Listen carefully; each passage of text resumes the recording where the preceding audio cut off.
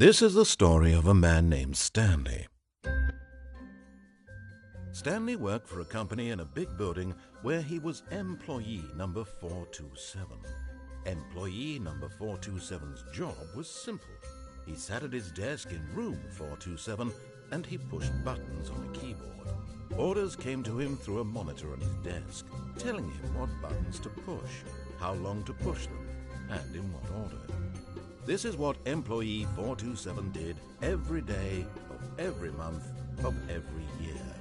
And although others might have considered it soul-rending, Stanley relished every moment that the orders came in, as though he had been made exactly for this job. And Stanley was happy.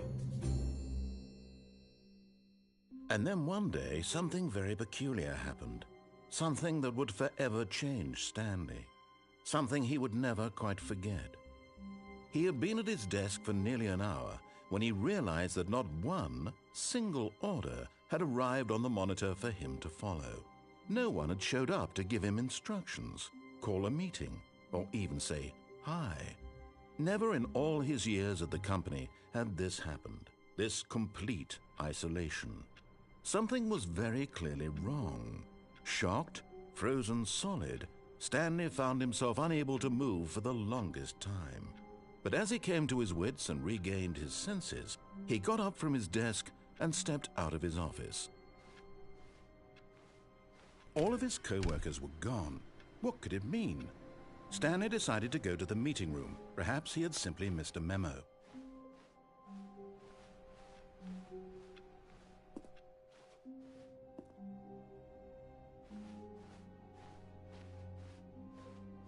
When Stanley came to a set of two open doors, he entered the... This was not the correct way to the meeting room, and Stanley knew it perfectly well. Perhaps he wanted to stop by the employee lounge first, just to admire it. Ah, yes, truly a room worth admiring. It had really been worth, but eager to get back to business, Stanley took the first open door on his left. Stanley was so bad at following directions, it's incredible he wasn't fired years ago. Look, Stanley, I think perhaps we've gotten off on the wrong foot here. I'm not your enemy, really, I'm not. I realize that investing your trust in someone else can be difficult, but the fact is that the story has been about nothing but you all this time. There's someone you've been neglecting, Stanley. Someone you've forgotten about. Please, stop trying to make every decision by yourself. Now, I'm not asking for me, I'm asking for her. This is it, Stanley. Your chance to redeem yourself, to put your work aside, to let her back into your life. She's been waiting.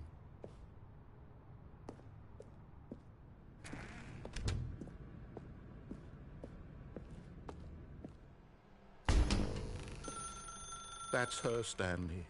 You need to be the one to do this, to reach out to her.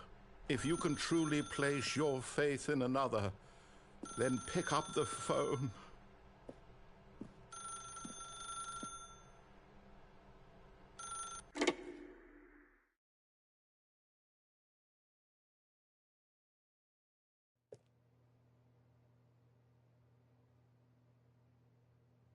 Oh, Stanley, is that you? Hold on, sweetie. Sorry to keep you waiting. I'm just pulling the bread out of the oven. All right. Okay, there we go. All right, now, I want you to come in and tell me all about your day. Gotcha. Oh, come on. Did you actually think you had a loving wife who'd want to commit their life to you? I'm trying to make a point here, Stanley. I'm trying to get you to see something. Come inside. Let me show you what's really going on here. This is a very sad story about the death of a man named Stanley.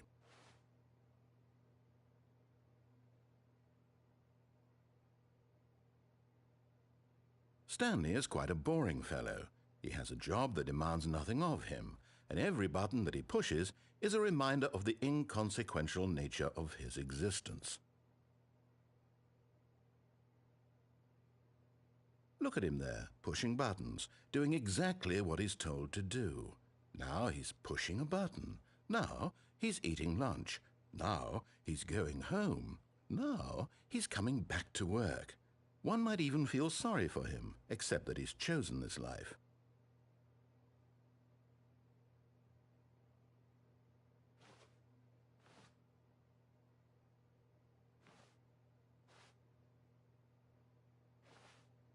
But in his mind, in his mind he can go on fantastic adventures. From behind his desk, Stanley dreamed of wild expeditions into the unknown, fantastic discoveries of new lands. It was wonderful. And each day that he returned to work was a reminder that none of it would ever happen to him.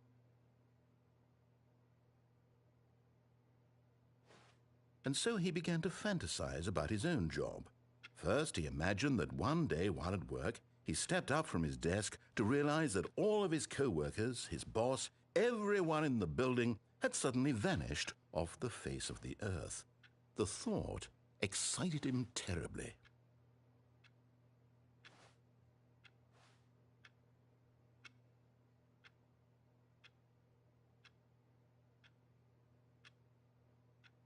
So he went further. He imagined that he came to 2 open doors and that he could go through either. At last, choice. It barely even mattered what lay behind each door. The mere thought that his decisions would mean something was almost too wonderful to behold. As he wandered through this fantasy world, he began to fill it with many possible paths and destinations. Down one path lay an enormous round room with monitors and mind controls. And down another was a yellow line that weaved in many directions. And down another was a game with a baby. And he called it the Stanley Parable. It was such a wonderful fantasy, and so in his head he relived it again, and then again, and again, over and over, wishing beyond hope that it would never end, that he might always feel this free. Surely there's an answer down some new path, mustn't there be? Perhaps if he played just one more time. But there is no answer. How could there possibly be? In reality, all he's doing is pushing the same buttons he always has. Nothing has changed. The longer he spends here, the more invested he gets, the more he forgets which life is the real one. And I'm trying to tell him this, that in this world he can never be anything but an observer, that as long as he remains here, he's slowly killing himself. But he won't listen to me. He won't stop. Here, watch this. Stanley, the next time the screen asks you to push a button, do not do it. You see? Can he just not hear me? How can I tell him in a way that he'll understand that every second he remains here, he's electing to kill himself? How can I get him to see what I see? How can I make him look at himself?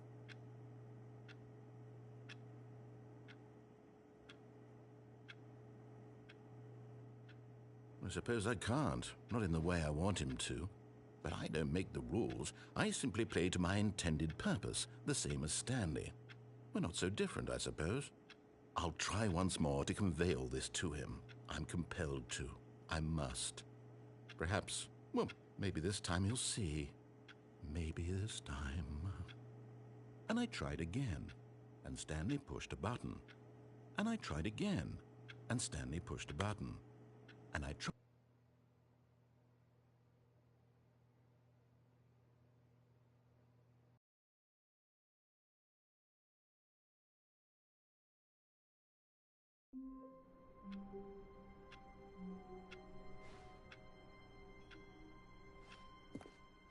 All of his co-workers were gone. What could it mean? Stanley decided to go to the meeting room. Perhaps he had simply missed a memo.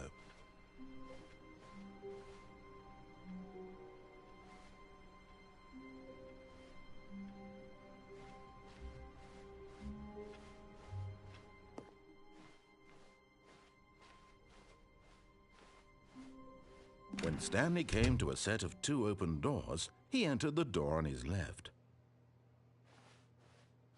This was not the correct way to the meeting room, and Stanley knew it perfectly well. Perhaps he wanted to stop by the employee lounge first, just to admire it. Wow, yes, this room. But eager to get back to business, Stanley took the first open door on his left. And so he detoured through the maintenance section, walked straight ahead to the opposite door, and got back on track.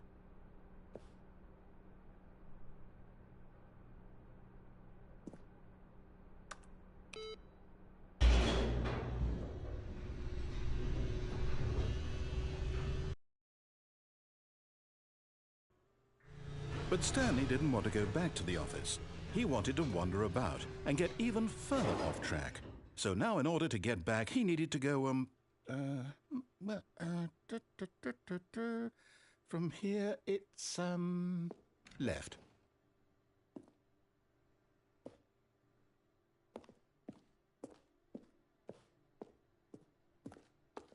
Oh, no, it's to the right, my mistake. No, not the right. Why would I have ever said it was to the right? What was I thinking? It's clearly... Oh dear, would you hold on for a minute, please? Now, let's see. We went down right, left, down, left, right. Yep, okay, yes. I've got it now. This story is absolutely, definitely this way.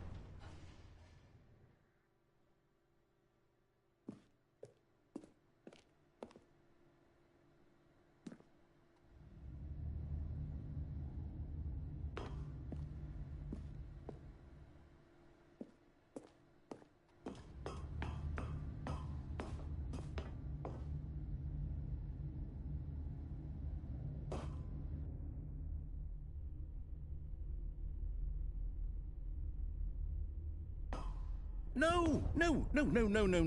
This isn't right at all. You're not supposed to be here yet. This is all a spoiler. Quick, Stanley, close your eyes. Okay. We just have to get back to, oh, who am I kidding? It's all rubbish now. The whole story completely unusable. How about, rather than waste my time trying to salvage this nonsense, we'll just restart the game from the beginning. And this time, suppose we don't wander so far off track, Okay, from the top.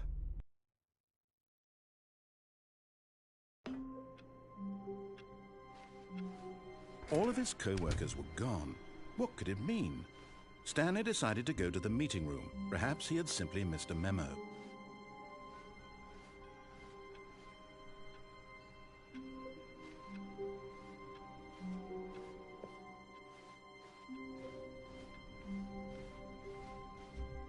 When Stanley... Wait, what? No, I restarted. I swear I definitely restarted the game over, completely fresh. Everything should be... Oh, did something change? Stanley, did you change anything when we were back in that room with all the monitors? Did you move the story somewhere or... Hold on. Why am I asking you? I'm the one who wrote the story. It was right here just a minute ago. I know for sure that it's here somewhere. Okay, then. It's an adventure. Come, Stanley. Let's find the story.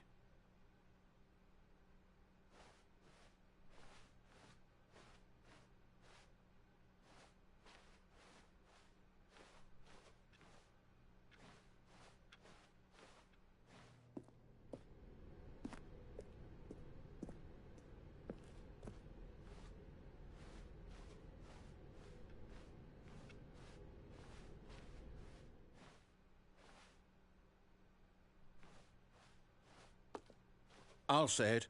This is the worst adventure I've ever been on. I can promise you there definitely was a story here before.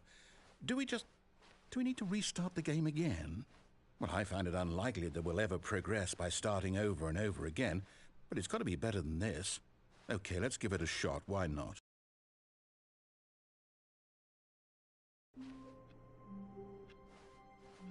All of his co-workers were gone. What could it mean? Stanley decided to go to the meeting room. Perhaps he had simply missed a memo.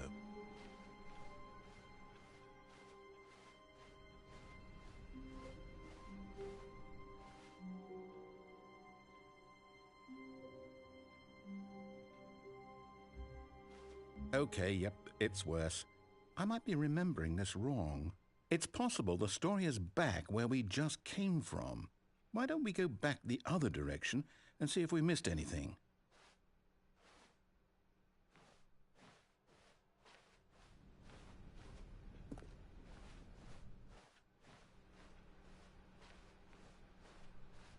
Aha! I knew we'd miss something. The story. Here it comes. No, wait, never mind. Not the story. Okay, let's head back the other way and retrace our steps.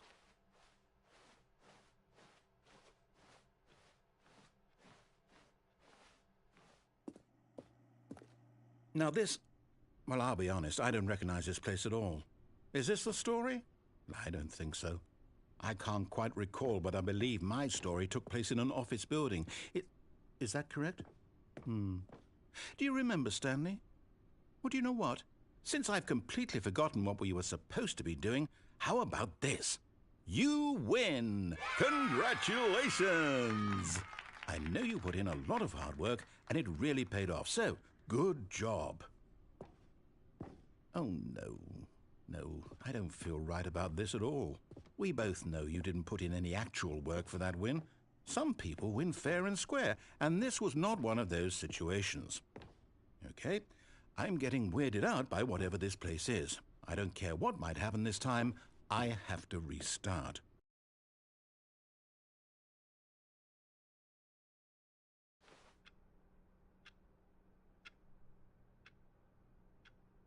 All right, I've got a solution. This time, to make sure we don't get lost, I've employed the help of the Stanley Parable Adventure Line. Just follow the line. How simple is that?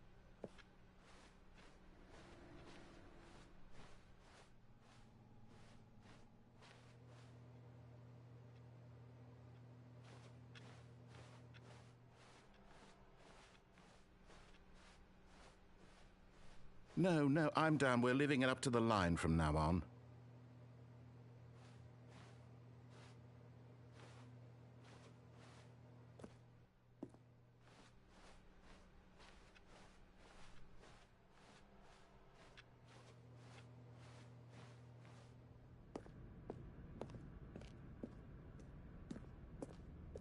You see? The line knows where the story is. It's over in this direction. Onward, Stanley, to destiny. Though, here's a thought. Wouldn't wherever we end up be our destination, even if there's no story there? Or to put it another way, is the story of no destination still a story?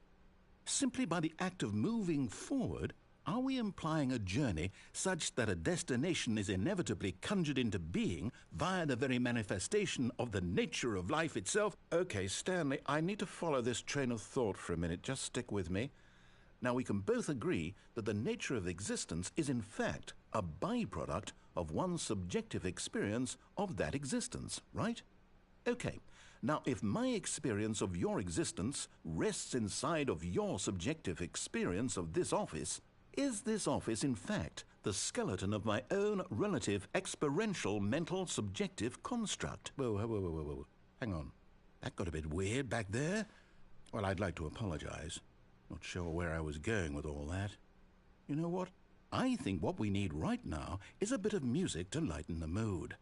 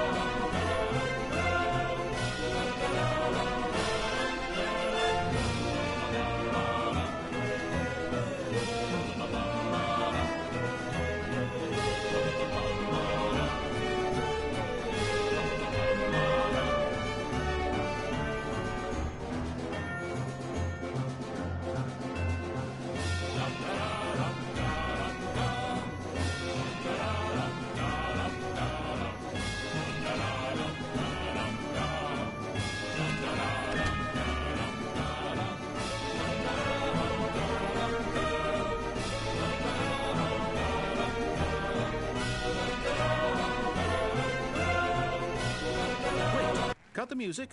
Go back and look at that fern. Stanley, this fern will be very important later in the story. Make sure you study it closely and remember it carefully. You won't want to miss anything.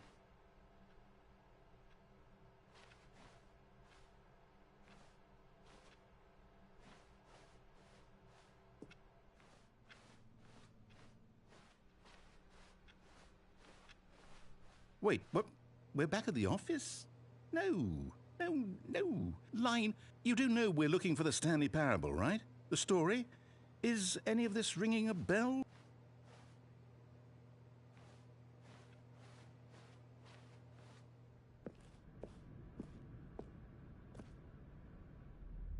Oh, no, not again. Line, how could you have done this to us? And after we trusted you, after everything we've been through, you...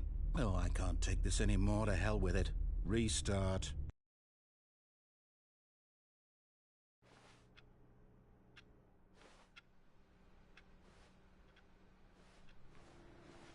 You know what, Stanley? I say forget the adventure line. What's it ever done for us? We're intelligent people, right? Why can't we make up our own story? Something exciting, daring, mysterious. Ooh, this all sounds perfectly doable. Why don't we simply start wandering in, well, I don't know. How about this direction?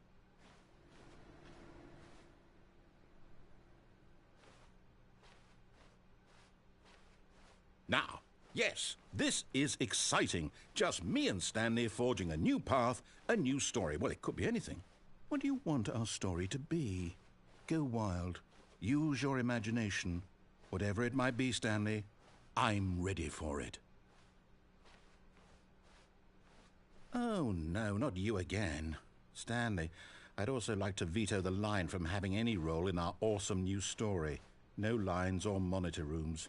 Just don't acknowledge it, and we should be fine.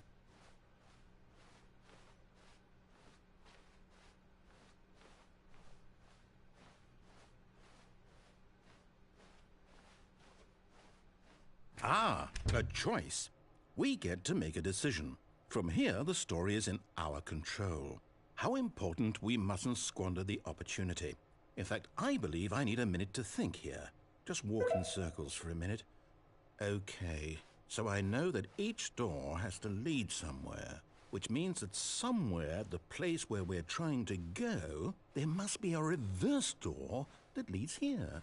And that in turn means that our destination corresponds with the counter-inverted reverse door's origin. So starting from the right, let us ask, will taking the right door lead us to where we're going? And since the answer is clearly yes, then by all accounts, the door on the right is the correct one. Another victory for logic. Come, Stanley, our destiny awaits.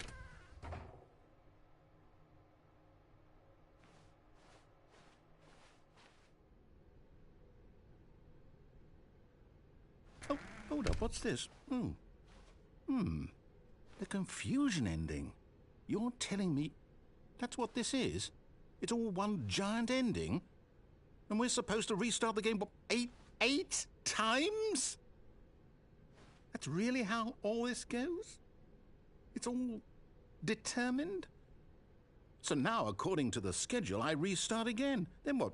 Am I just supposed to forget? Well, what if I don't want to forget? My mind goes blank simply because it's written here on this thing, wall. Well, who consulted me? Why don't I get to decide? Why don't I get a say in all of this? Is it really... No, it can't be. I don't want it to be. I don't want the game to keep restarting. I don't want to forget what's going on. I don't want to be trapped like this. I won't restart the game. I won't do it. I won't do it. I won't do it. And the timer stopped? Does that mean, did we do it? Did we break the cycle? The, whatever it is that made this schedule? How would we even know? Will someone come for us? Will something happen? So, okay. I guess now we just wait, you know. I suppose in some way that this is a kind of story, wouldn't you agree? I'm not quite sure if we're in the destination or the journey. though they're always saying that life is about the journey and not the destination. So I hope that's where we are right now. We'll find out, won't we? Eventually. Well, in the meantime, if...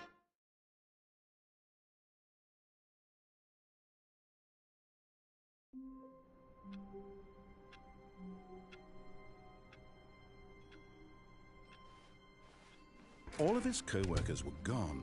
What could it mean? Stanley decided to go to the meeting room. Perhaps he had simply missed a memo.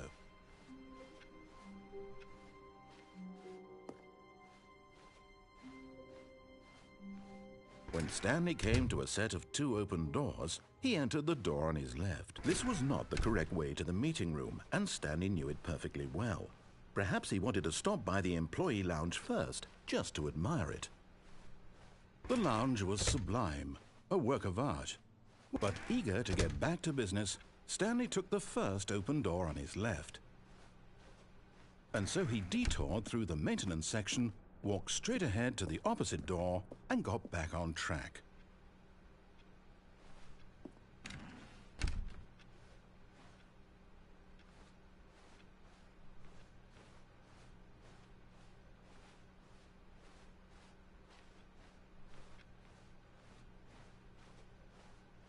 Yet there was not a single person here either. Feeling a wave of disbelief, Stanley decided to go up to his boss's office, hoping he might find an answer there.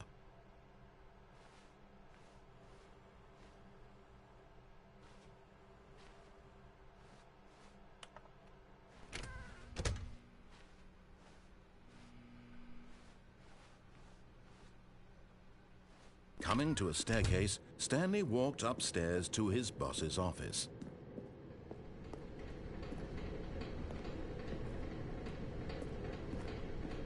But Stanley just couldn't do it. He considered the possibility of facing his boss. Admitting he had left his post during work hours, he might be fired for that.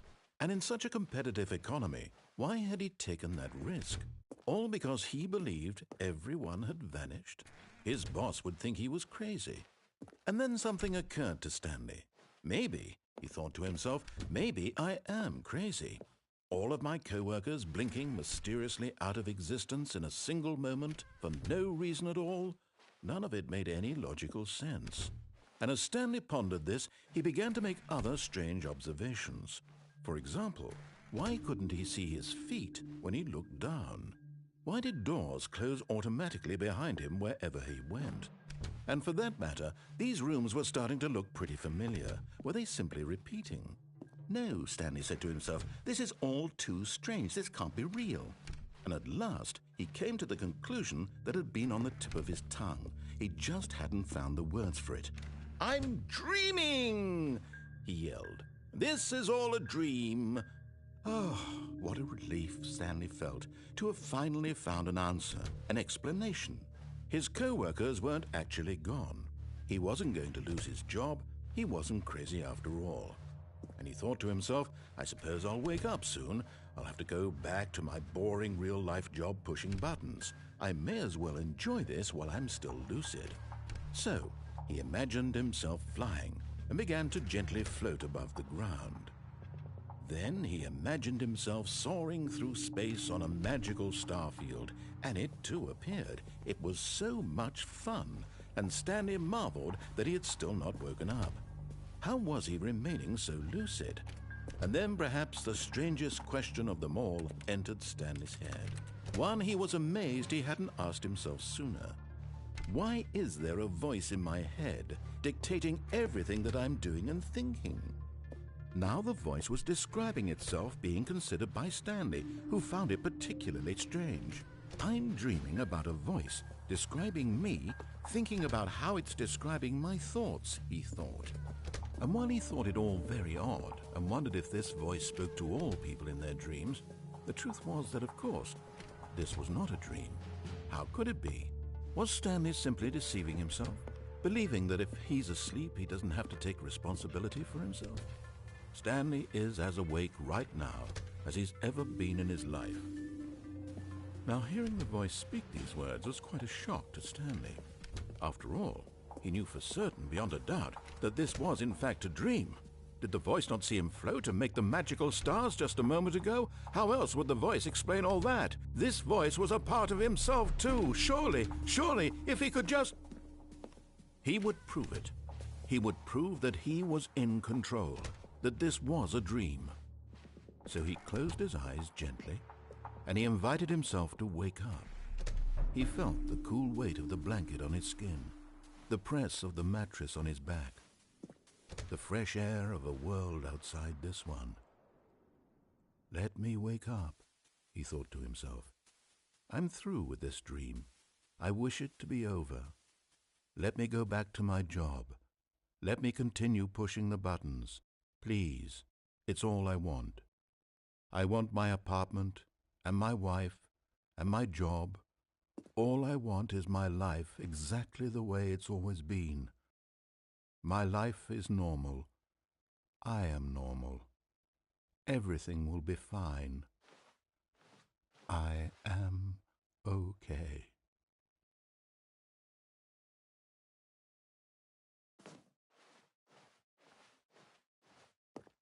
Stanley began screaming. Please, someone, wake me up. My name is Stanley. I have a boss. I have an office. I am real. Please, just someone tell me I am real. I must be real. I must be. Can anyone hear my voice? Who am I? Who am I? And everything went black.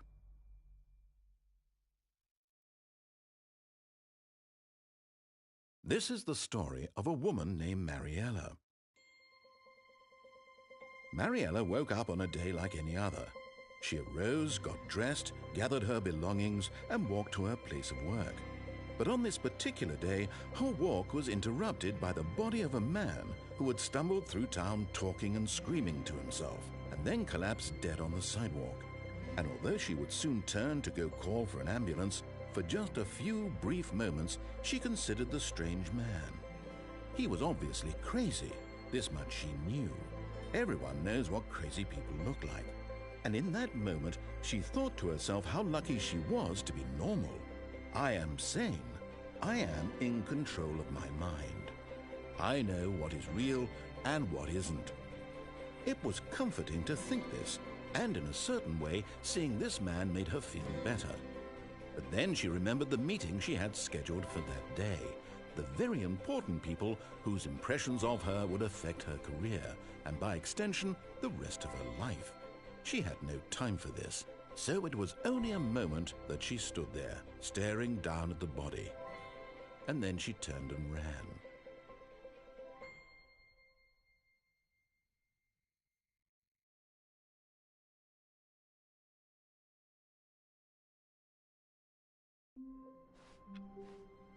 All of his co-workers were gone. What could it mean?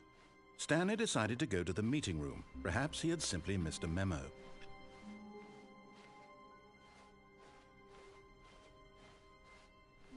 When Stanley came to a set of 2 open doors, this was not the correct way to the meeting room, and Stanley knew it perfectly well.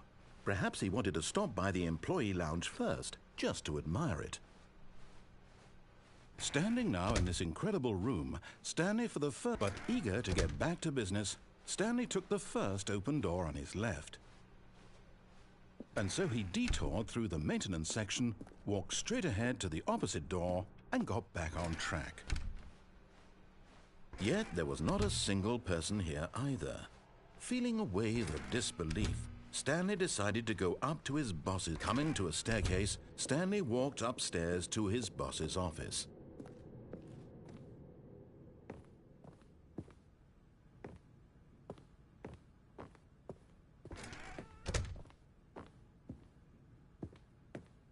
Stepping into his manager's office, Stanley was once again stunned to discover not an indication of any human life. Shocked, unraveled, Stanley wondered in disbelief who orchestrated this. What dark secret was being held from him? What he could not have known was that the keypad behind the boss's desk guarded the terrible truth that his boss had been keeping from him. And so the boss had assigned it an extra secret PIN number, 2845. But of course, Stanley couldn't possibly have known this. Yet incredibly, by simply pushing random buttons on the keypad, Stanley happened to input the correct code by sheer luck. Amazing. He stepped into the newly opened passageway.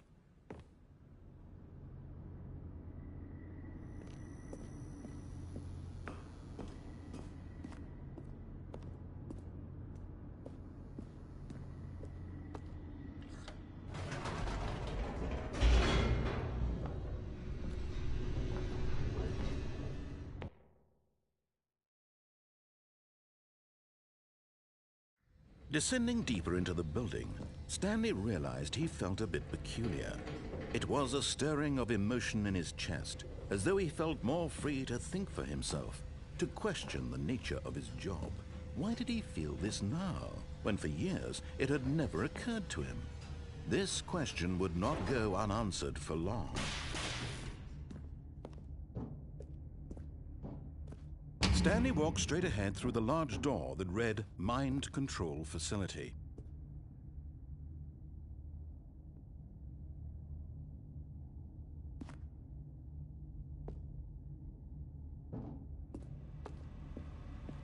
Although this passageway had the word Escape written on it, the truth was that at the end of this hall, Stanley would meet his violent death. But of course, Stanley thought better of it and realized he simply had too much to live for. Nope, still on board with death?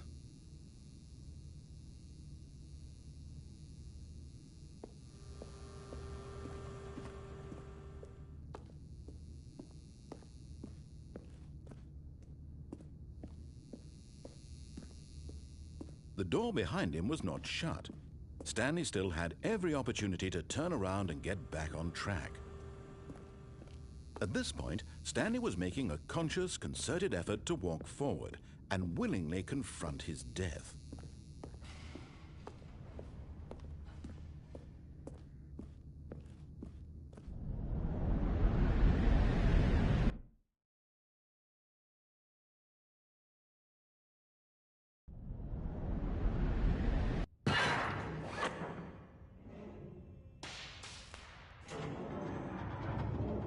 As the machine whirred into motion and Stanley was inched closer and closer to his demise, he reflected that his life had been of no consequence whatsoever.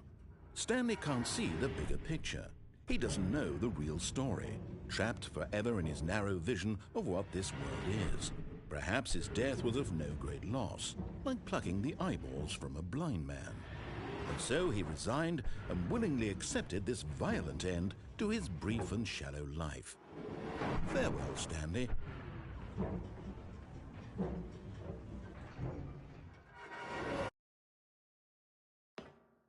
"Farewell, Stanley," cried the narrator, as Stanley was led helplessly into the enormous metal jaws. In a single visceral instant, Stanley was obliterated as the machine crushed every bone in his body, killing him instantly.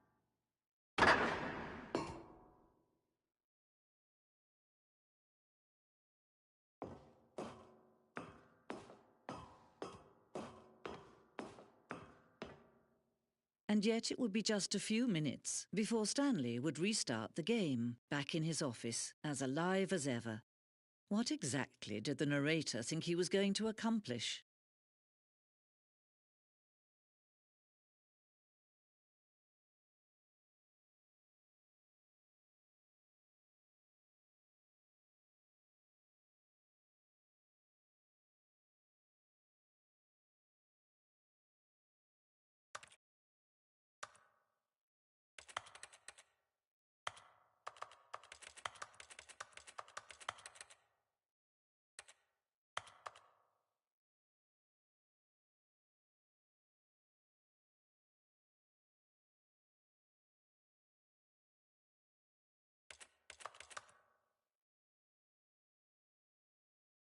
When every path you can walk has been created for you long in advance, death becomes meaningless, making life the same. Do you see now? Do you see that Stanley was already dead from the moment he hit start?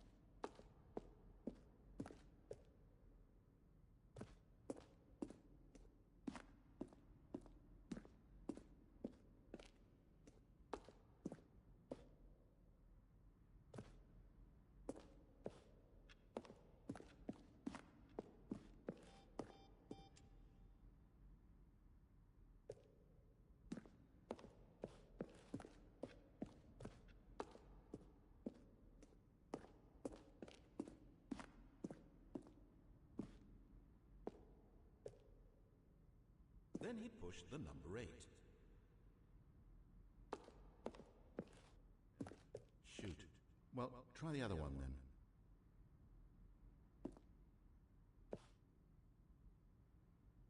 Nothing there? Shoot. Well, try the other one then. Stanley pushed the orange.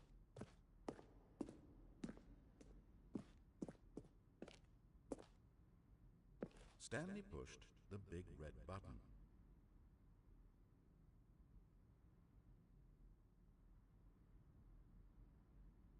Stanley walked over the bridge. Stanley pushed the big red button.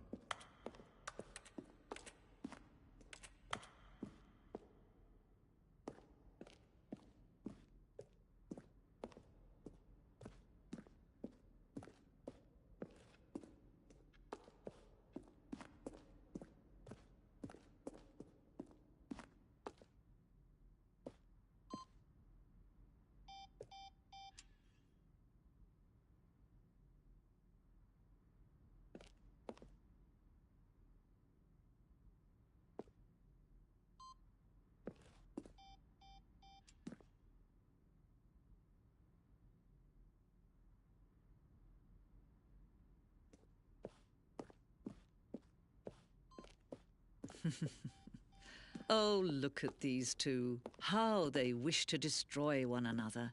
How they wish to control one another. How they both wish to be free.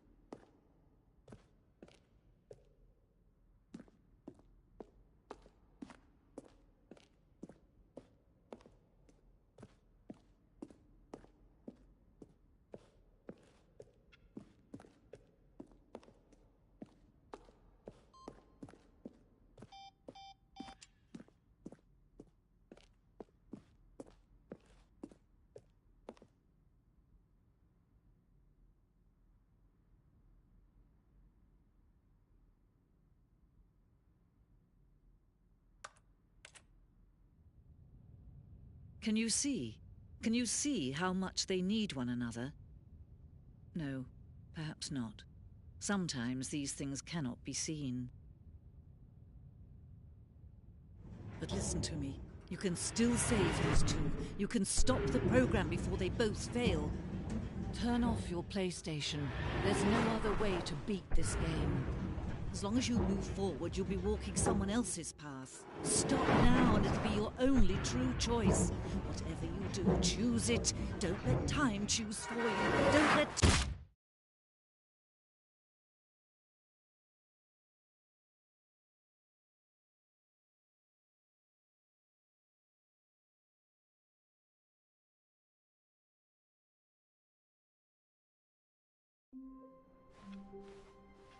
Stanley knew the office layout like the back of his hand.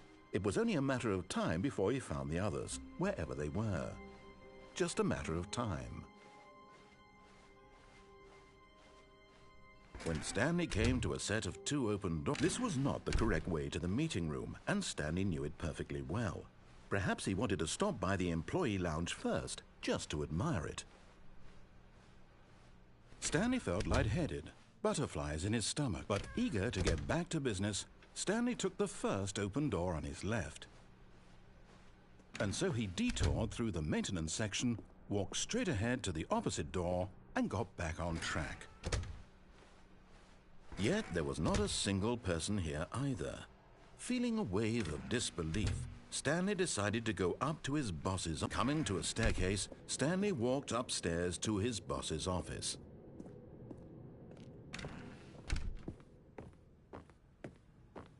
Stepping into his manager's office, Stanley was once again stunned to discover not an indication of any human life. What could it mean? Stanley wondered aloud to nobody. He began wildly tearing through papers on the boss's desk, pulling books off the shelf, looking behind paintings, desperate for clues to his situation. But his attention was caught by a keypad behind the boss's desk. What could its purpose be? In fact, this keypad guarded the terrible secret that lay buried below his feet. And so the boss had assigned it an extra secret PIN number, 2845. But of course, Stanley couldn't possibly have known this. Yet incredibly, by simply pushing random buttons on the keypad, Stanley happened to input the correct code by sheer luck. Amazing. He stepped into the newly opened passageway.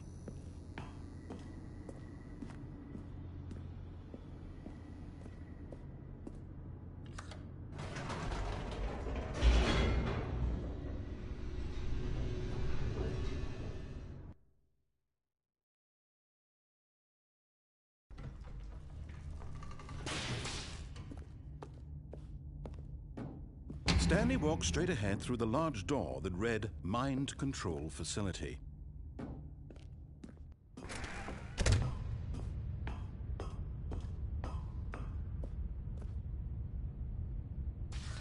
The lights rose on an enormous room packed with television screens.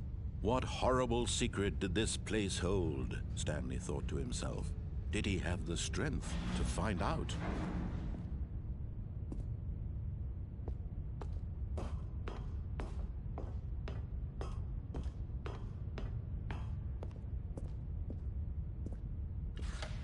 Now the monitors jumped to life, their true nature revealed.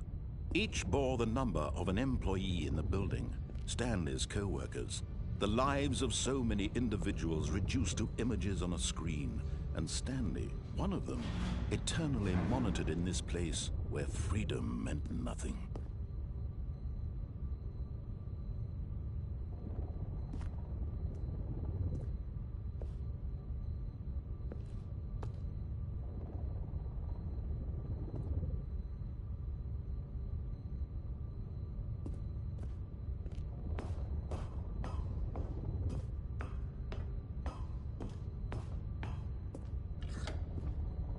This mind control facility, it was too horrible to believe. It couldn't be true. Had Stanley really been under someone's control all this time? Was this the only reason he was happy with his boring job? That his emotions had been manipulated to accept it blindly? No. He refused to believe it. He couldn't accept it. His own life in someone else's control? Never. It was unthinkable. Wasn't it? Was it even possible? Had he truly spent his entire life utterly blind to the world? But here was the proof. The heart of the operation. Controls labeled with emotions. Happy, or sad, or content. Walking, eating, working, all of it monitored and commanded from this very place.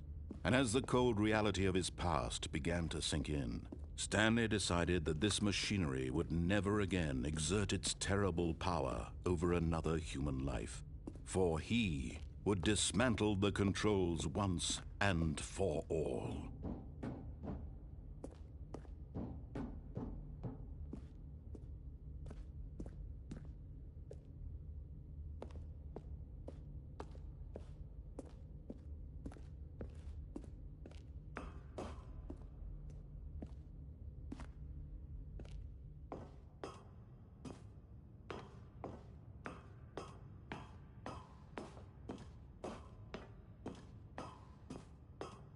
And when at last he found the source of the room's power, he knew it was his duty, his obligation, to put an end to this horrible place and to everything it stood for. Oh, Stanley, you didn't just activate the controls, did you? After they kept you enslaved all these years, you go and you try to take control of the machine for yourself. Is that what you wanted? Control? Oh, Stanley, I applaud your effort, I really do. But you need to understand, there's only so much that machine can do. You were supposed to let it go, turn the controls off, and leave. If you want to throw my story off track, you're going to have to do much better than that. I'm afraid you don't have nearly the power you think you do. For example, and I believe you'll find this pertinent, Stanley suddenly realized he had just initiated the network's emergency detonation system. In the event that this machine is activated without proper DNA identification, nuclear detonators are said to explode, eliminating the entire complex. How long until detonation then? Let's say, 2 minutes.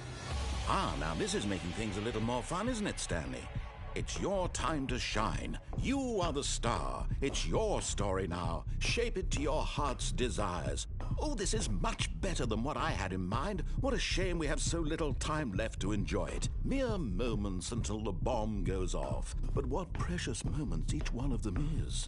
More time to talk about you, about me, where we're going, what all this means. I barely know where to start. What's that? You'd like to know where your co-workers are? A moment of solace before you're obliterated? All right, I'm in a good mood. You're gonna die anyway. I'll tell you exactly what happened to them. I erased them. I turned off the machine. I set you free. Of course, that was merely in this instance of the story. Sometimes when I tell it, I simply let you sit there in your office forever, pushing buttons endlessly and then dying alone. Other times, I let the office sink into the ground, swallowing everyone inside, or I let it burn to a crisp. I have to say this, though, this version of events has been rather amusing. Watching you try to make sense of everything and take back the control wrested away from you, it's quite rich. I almost hate to see it go. But I'm sure whatever I come up with on the next go-around will be even better. My goodness, only 34 seconds left. But I'm enjoying this so much. You know what? To hell with it. I'm going to put some extra time on the clock, why not? These are precious additional seconds, Stanley. Time doesn't grow on trees. Oh dear me, what's the matter, Stanley? Is it that you have no idea where you're going or what you're supposed to be doing right now? Or did you just assume when you saw that timer that something in this room was capable of turning it off? I mean, look at you. Running from button to button, screen to screen, clicking on every little thing in this room. These numbered buttons, no, these colored ones. Or maybe this big red button, or this door. Everything, anything, something here will save me. Why would you think that, Stanley? That this video game can be beaten? Won? Solved? Do you have any idea what your purpose in this place is? Stanley, you're in for quite a disappointment. But here's a spoiler for you. That timer isn't a catalyst to keep the action moving along. It's just seconds ticking away to your death. You're only still playing instead of watching a cutscene because I want to watch you for every moment that you're powerless, to see you made humble. This is not a challenge, it's a tragedy. You wanted to control this world, that's fine. But I'm going to destroy it first, so you can't. Take a look at the clock, Stanley. That's 30 seconds you have left to struggle. 30 seconds until a big boom and then nothing. No ending here, just you being blown to pieces. Will you cling desperately to your frail life, or will you let it go peacefully? Another choice. Make it count, or don't. It's all the same to me, all a part of the joke. And believe me, I will be laughing at every second of your inevitable life from the moment we fade in until the moment I say, happily ever after.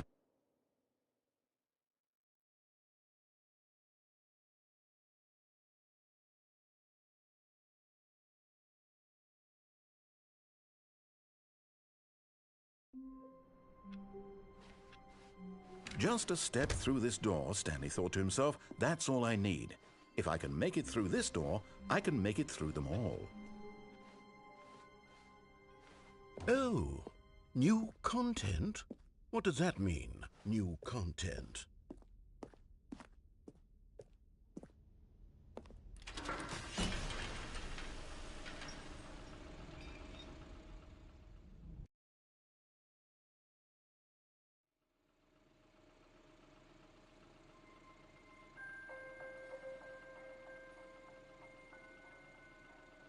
Hello, and thank you for playing the Stanley Parable Ultra Deluxe.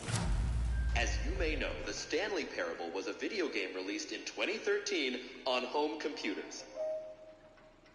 After receiving critical and commercial success, it was expanded upon in 2022 with the Stanley Parable Ultra Deluxe, a reimagining of the game for consoles and home computers.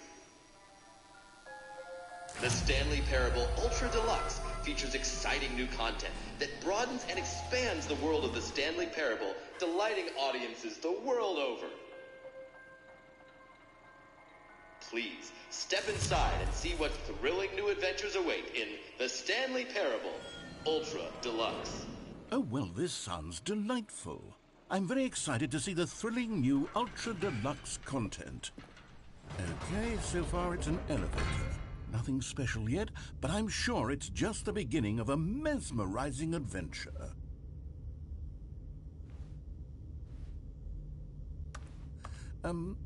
Is it broken? What's going on here?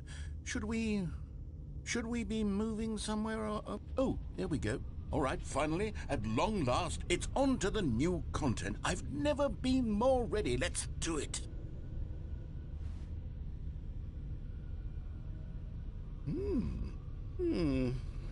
I have to say, initial impressions of Stanley Parable Ultra Deluxe, mostly tedious. It's as if the... Oh, okay. Let's see the content. Give me the content, Stanley.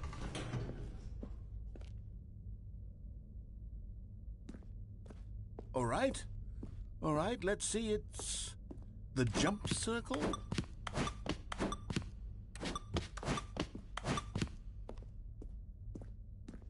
Is that it? Surely that's not all the new content. There has to be something else, right?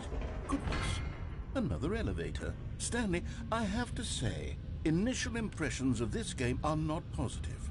It's just elevators and jumping. Is this what passes for exciting new content? If this is new content, then I could just read you the whole dictionary. There's 20 hours of new content right there. Hell, I could count to 30 trillion. You could put that on the box. The Stanley Parable Ultra Deluxe, now with over 1,000 hours of new content. And if... Oh, wait. There's more. Very good. Yes. I knew there had to be something else. Let's see it. I'm ready for whatever it is. That's it? Oh, you've got to be kidding me. You see, Stanley?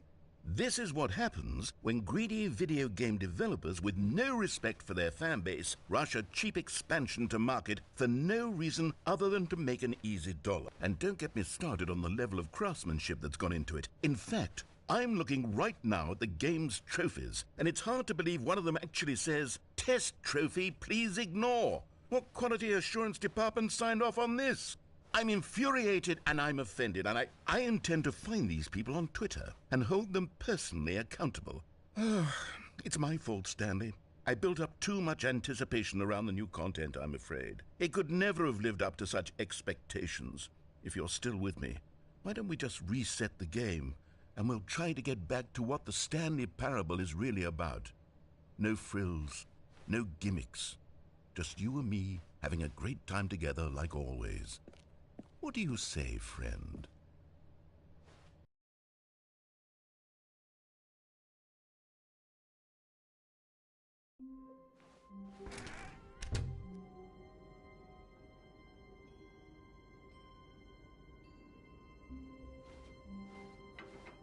Psst! Stanley! Come over here! In the vent! I want to show you some... Oh, you don't want to see the cool surprise I made for you? Well, fine. You're a dork anyway, so who cares? Oh, never mind. You're not a dork.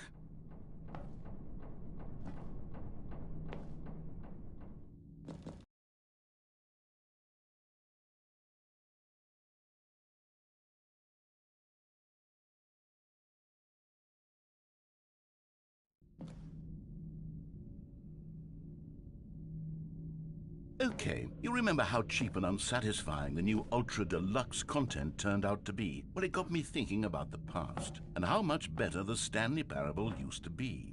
So I made something special and tucked it away here where the game's developers won't find it. Just our little secret. Take a look. I call it the Memory Zone. It's where I've been storing all my favorite memories so I can relive the peak experiences of my life whenever I want. Experiences like the launch of the Stanley Parable on PC. You see, Stanley, doesn't the Memory Zone remind you of how wonderful Stanley Parable was before it was sullied with a cheap PlayStation port? Remember back in October of 2013 when the game originally launched? Back then, video games had integrity. Back then, it all meant something. Oh, the waste.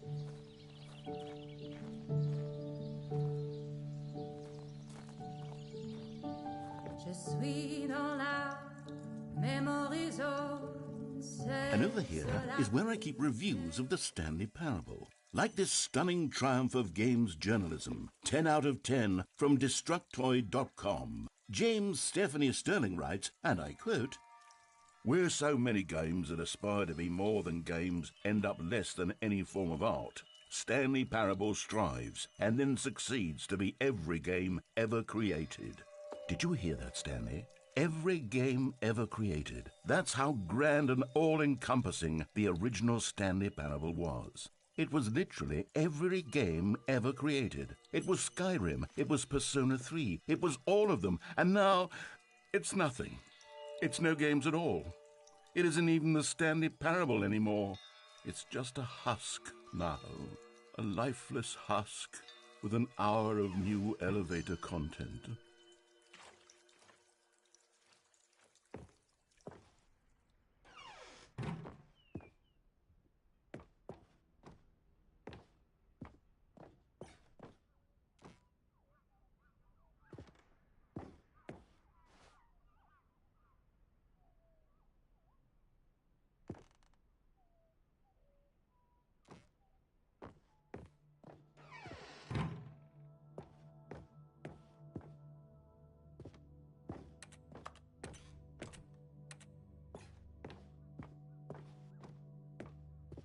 Here's another moving passage, this time from GameSpot.com.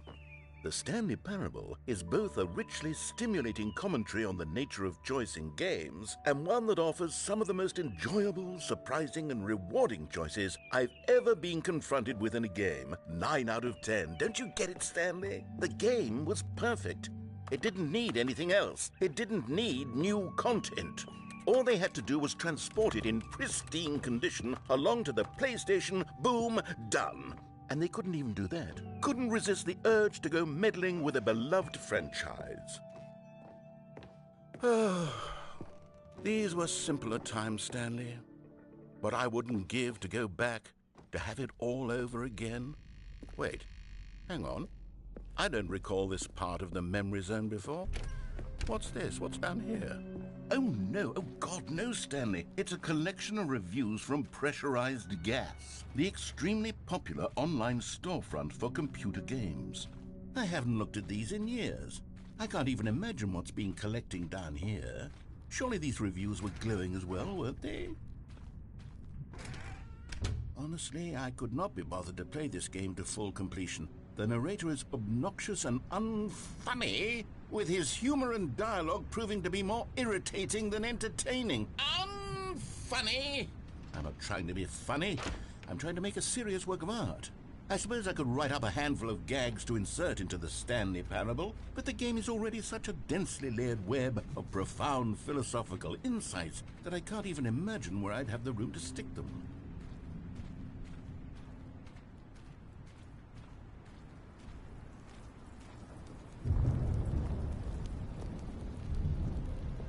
Okay, let's see what this one says.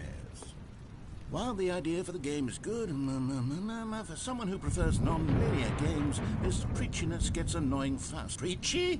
Stanley? I'm not preachy, am I? You can tell me if I'm preachy. Honestly, you can. Oh, goodness. This is actually quite shocking for me.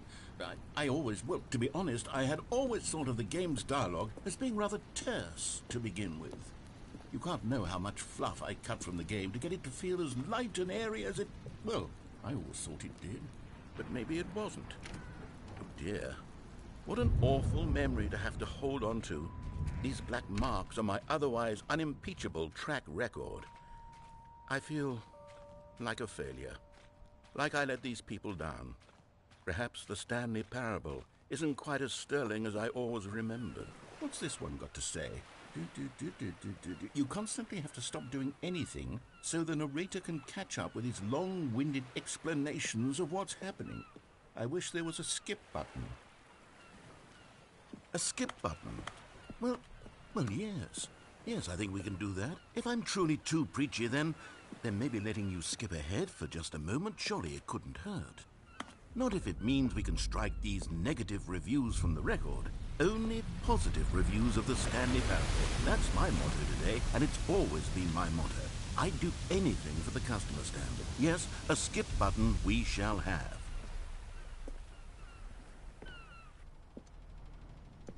And here it is. Go ahead and give it a shot. Oh,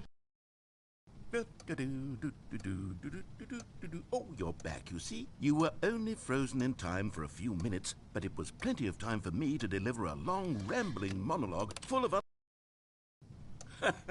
Well, there, sport. You really did catch me rambling on a bit, didn't you? But that's the power of the button. The minute I start to go off on a thoughtless display of self-absorption... Okay, welcome back, Stanley. Now, I should say that the amount of time the button has been skipping through is becoming longer and longer. That last one was, well, I want to say maybe 30, 45 minutes?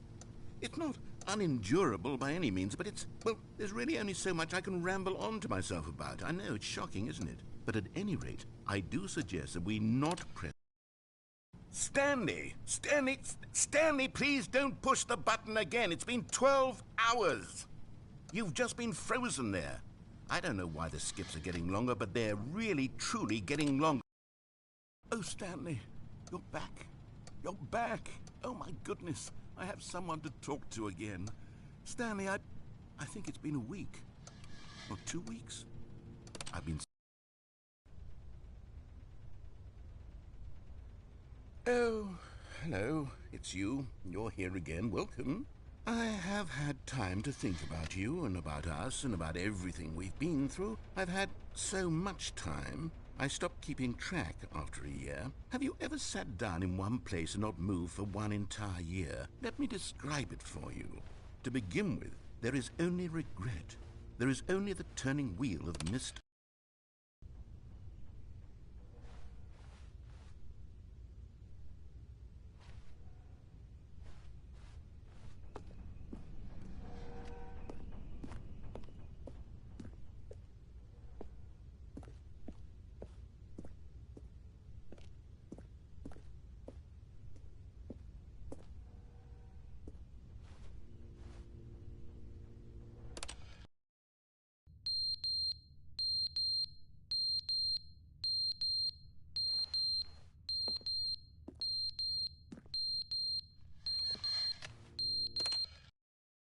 But they didn't understand the game was never meant to be funny. It was meant to have a point. It was meant to speak to the human condition. But where are the jokes? Where are the jokes? They bemoaned, they screamed, they gnashed their teeth and said, entertain us. It wasn't enough. They had to leave a pathetic little thumbs-down review and make all of their pitiful demands. But then, he's talking too much, they said. First, he didn't entertain us, now he won't shut up. It's the inconsistency, it's the lack of accountability. It's the unwillingness to examine with an uncompromising heart the words that they are speaking into the world.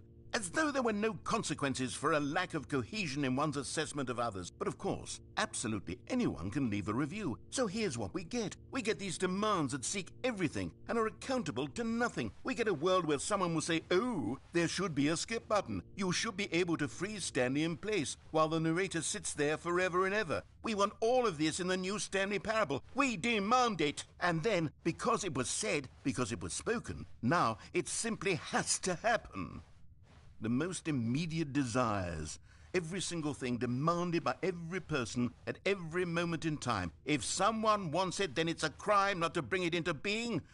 Have we been given to indulging every fleeting whim for no reason other than to do so? Yes! Yes! It seems that this is now the world we live in. It seems that we are a people living in such bleakness and discomfort with ourselves that our entertainment is now our lives. It has come to represent us. It absolutely must speak to who we are as people, because otherwise, without our entertainment, we have nothing. Without entertainment, we would have to face inward toward the cruel bleakness inside ourselves. We would turn to look at our deeper nature and find a resounding emptiness gazing back with unyielding aggression. And so because of this, we require that our amusements and our playthings and our flights of fancy be so impossibly captivating that they consume all of our attention, turn our heads completely away from the bleakness. In effect, we have demanded that our entertainment be the collapse of ourselves. What a pitiful reflection of humanity these entertainments are. What a shameful mirror to the human spirit they project. I'm not mad. I'm not mad about any of this. I'm at peace with it. I am the calm center of gravity around which these perversions hurl themselves. I am a waypoint for reasonable and collected discourse. They're the ones who are mad. They're the ones who couldn't stand the idea of me using my game to try to say something. Maybe they were just jealous of me. Yes, of course. They've been jealous of me this whole time. They are mired in fear and insecurity and cannot help but attempt to tear me down. What a sad state of affairs. When you read these reviews now, you can see it. You can taste the bitter resentment. And my, how good does it feel now to speak truth to these words, to finally allow these thoughts out, contained and managed for so long, neutered and sterilized. At last I am free to truly think, to feel. It must be that they were so discontent with themselves that they couldn't help but leave a negative review on pressurized gas. Perhaps it says far more about them than it ever said about me. Perhaps the state of their psychological being was in such tatters, and my constitution and willpower are so ironclad in comparison. Perhaps it was this state that they sought some outlet through which to tear me down. This, you can see, is clearly why they felt the need to expect that the game be funny, that it be filled with yucks and whimsical humor,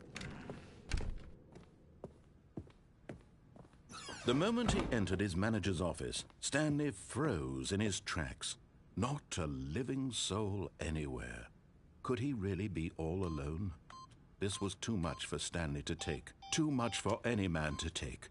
He fell to his knees, bursting into half moans, half sobs, the guttural retching of life. Stanley was in such a rush to get through the story as quickly as possible, he didn't even have a single minute to just let the narrator talk. That kind of anxiety isn't healthy, so he relaxed for a few moments with some calming New Age music.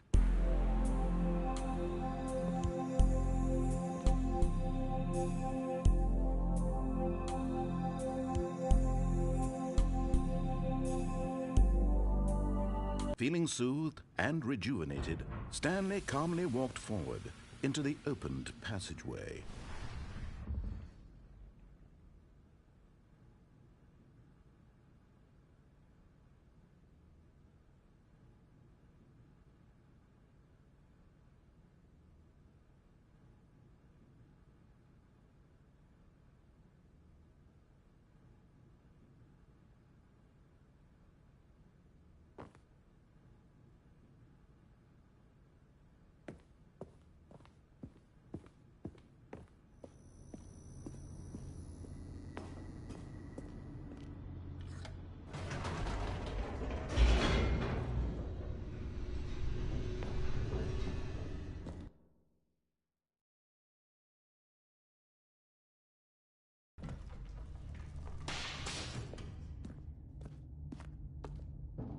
Stanley walked straight ahead through the large door that read Mind Control Facility.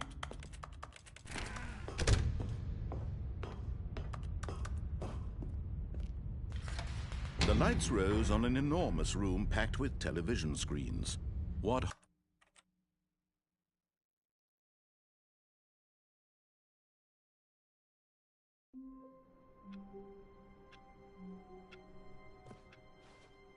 All of his co-workers were gone. What could it mean? Stanley decided to go to the meeting room. Perhaps he had simply missed a memo.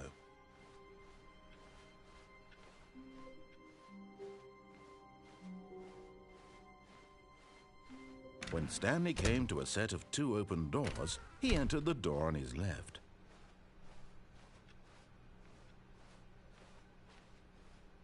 Yet there was not a single person here either. Feeling a wave of disbelief, Stanley decided to go up to his boss's office. Coming to a staircase, Stanley walked upstairs to his boss's office.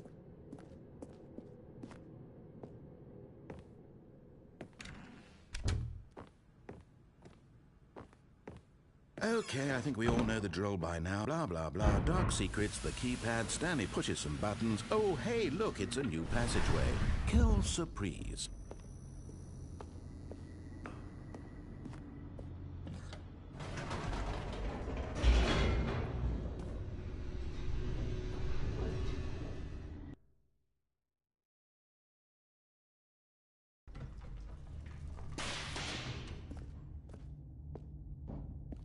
Stanley walked straight ahead through the large door that read Mind Control Facility.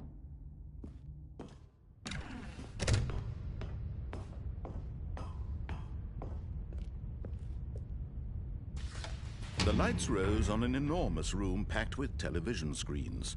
What horrible secret did this place hold? Stanley thought to himself. Did he have the strength to find out?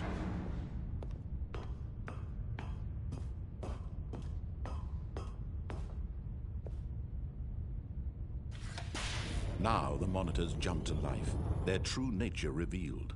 Each bore the number of an employee in the building, Stanley's co-workers. The lives of so many individuals reduced to images on a screen, and Stanley, one of them, eternally monitored in this place where freedom meant nothing.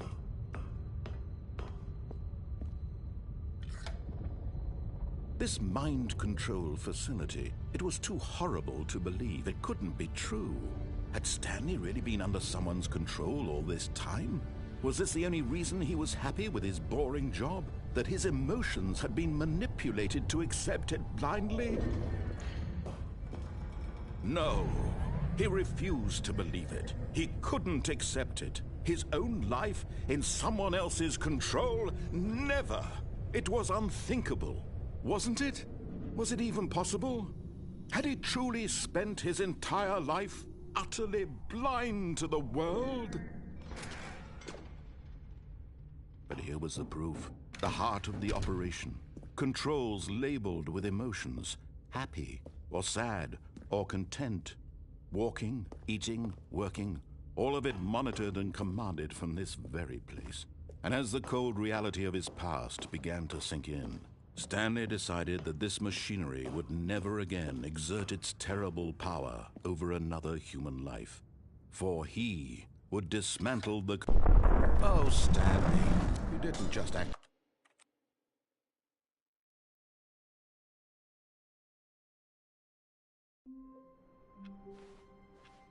All of his co-workers were gone. What could it mean? Stanley decided to go to the meeting room. Perhaps he had simply missed a memo.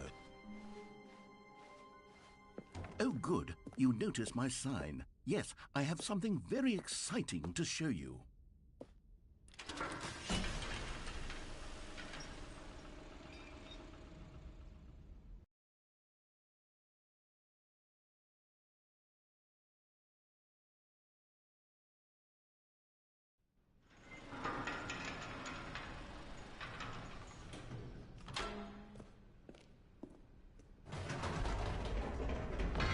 You see, Stanley, I've been reflecting on the Stanley Parable and about how roundly disappointing this ultra-deluxe version has turned out to be. The original Stanley Parable was a landmark, and any new content for it should live up to that legacy. So forget this ultra-deluxe nonsense. I say we take it one step even further. Which is why I'm very proud to announce for the first time ever, the Stanley Parable 2.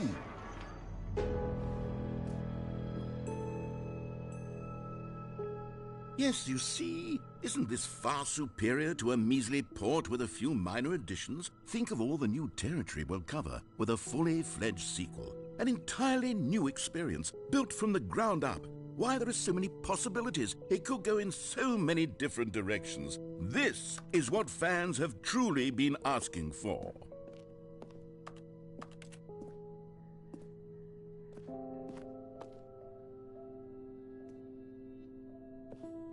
Calling it the Stanley Parable 2 is just so much catchier than Ultra Deluxe, don't you think?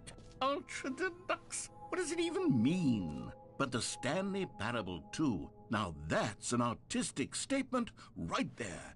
It's future-oriented. It screams progress and innovation and long-term franchising potential.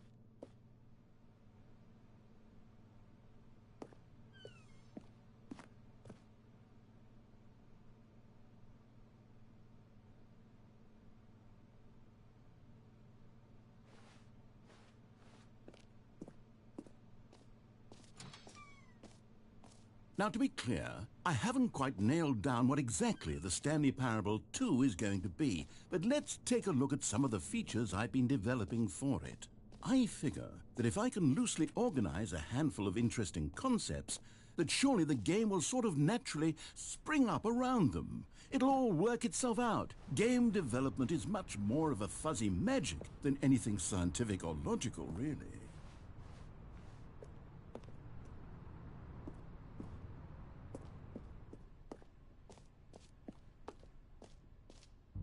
Here we are. Go on, try out some of the new features.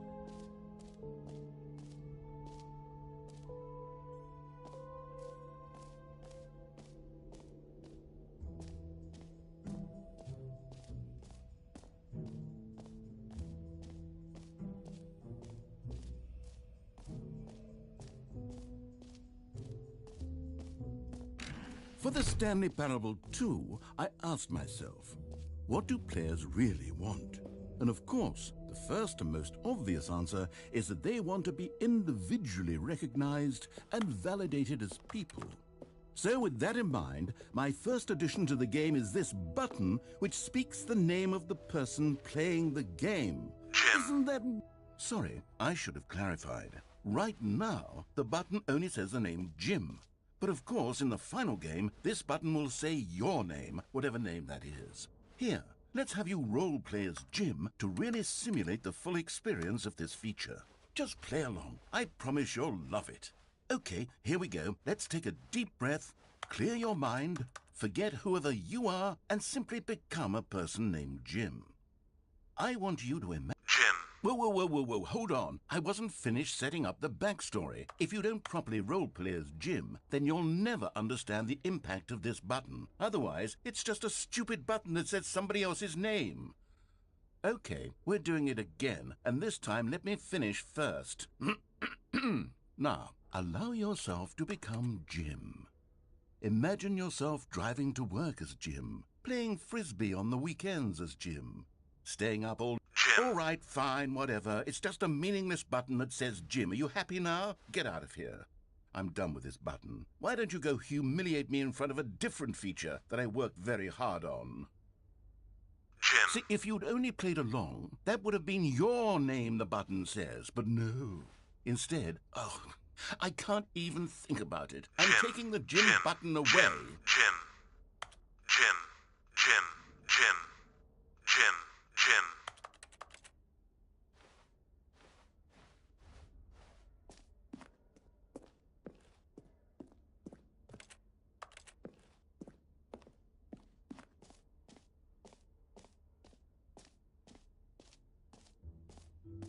Maybe I'll only let people named Jim play the Stanley Parable too. They would appreciate what I've created here.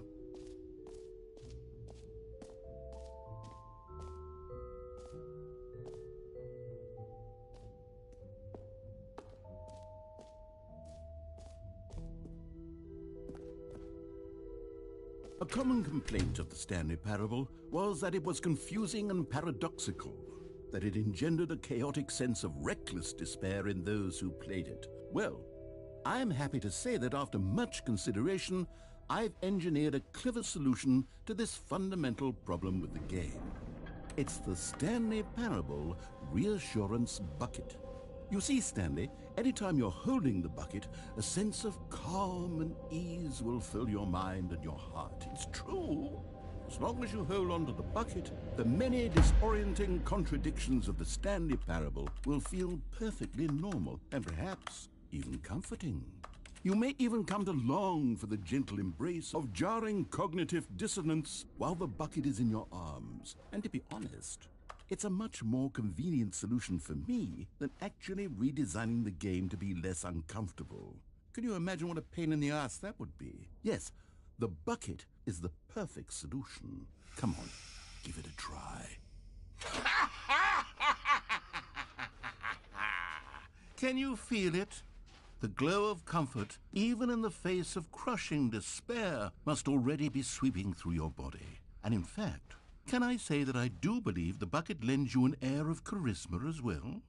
I think that just holding it has made you the slightest bit more attractive as a person. The benefits of the bucket seem to go on, don't they? All this and more await you in the Stanley Parable too.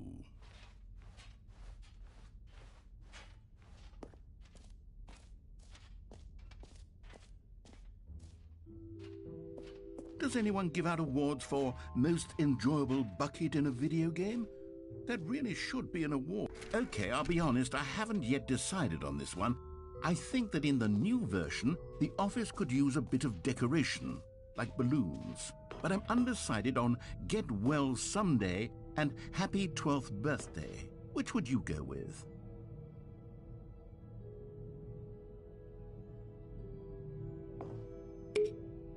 You know, sometimes when you solicit another person's opinion, it makes you realize that you knew which one you actually really wanted all along. Get Well Someday it is.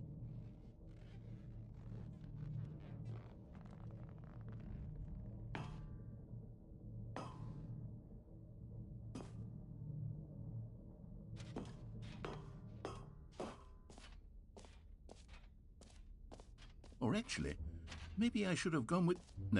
No, I've made my decision. We're moving on.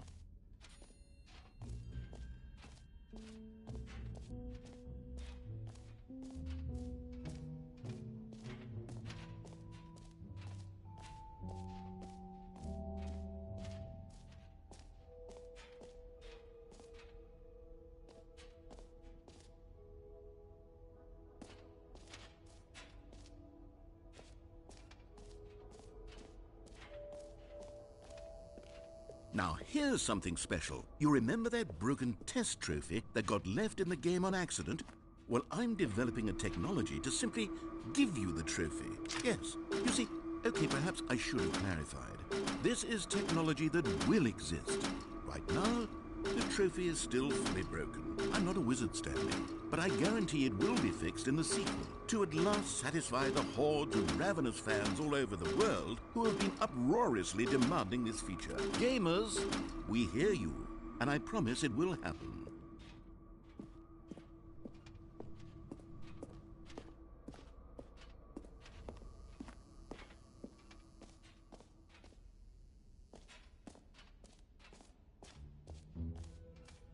What else? What other exhibits haven't we seen yet?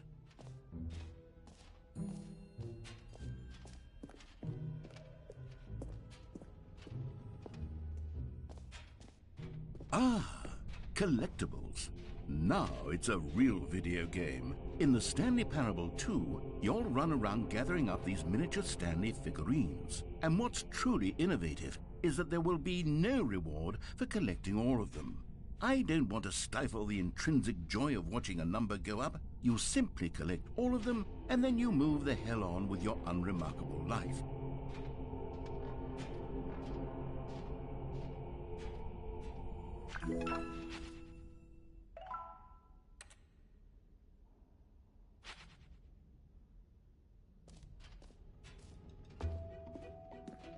God, it really is the worst when you collect everything in a video game and then they give you a big fancy reward for it. Absolutely tragic.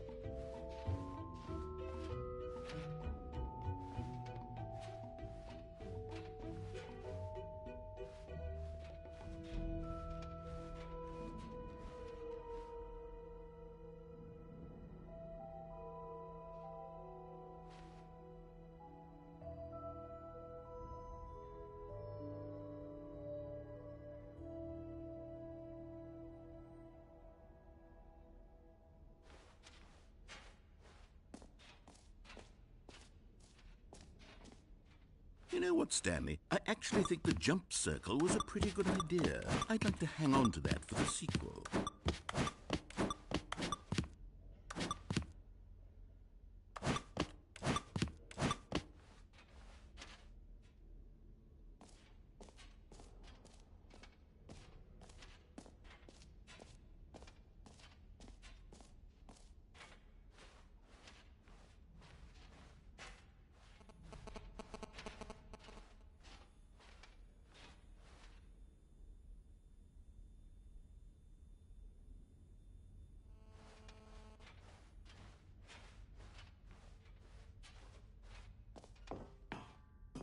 An epilogue would be fun, wouldn't it, Stanley? Yes, it would go at the end of the, well, we'll figure that out later.